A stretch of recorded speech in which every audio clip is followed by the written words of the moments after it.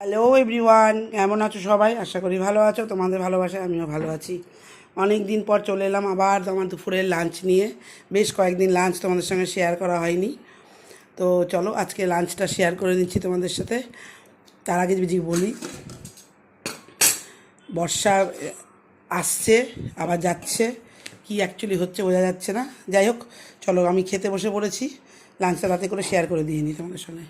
এখানে রয়েছে গরম গরম ভাত, এখানে রয়েছে ইলিশ মাছের ভাপা, সর্ষে বাটা দিয়ে ইলিশ মাছ ভাপা, এখানে রয়েছে কলমি শাক ভাজা রসুন দিয়ে, এখানে রয়েছে ডিমের ঝোল, দেখতেই পাচ্ছ গোটা গোটা ডিমের ঝোল, আর এখানে রয়েছে পেঁয়াজ দিয়ে মুসুরির ডাল, পেঁয়াজ টমেটো দিয়ে মুসুরির ডাল, এখানে রয়েছে কালকের একটু পোস্ত, আলু পোস্ত ছিল, সেটা বার করে নিয়েছি।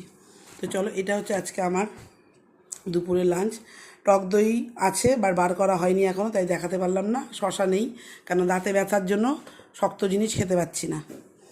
তো চলো লাঞ্চটা আরেকবার তোমাদের সঙ্গে চটপট শেয়ার করে দিই। গরম গরম ভাত, ইলিশ মাছ ভাপা, কলমি শাক ভাজা, ডিমের ঝোল, আর ওখানে হচ্ছে পেঁয়াজ দিয়ে টমেটো দিয়ে মুসুরির ডাল আর পোস্ত। তো এই হলো আজকে লাঞ্চ। চলো আমি লাঞ্চ করতে বসে যাই, তোমরা ভিডিওটা দেখো, ভালো লাগে লাইক করো, শেয়ার করো। টাটা।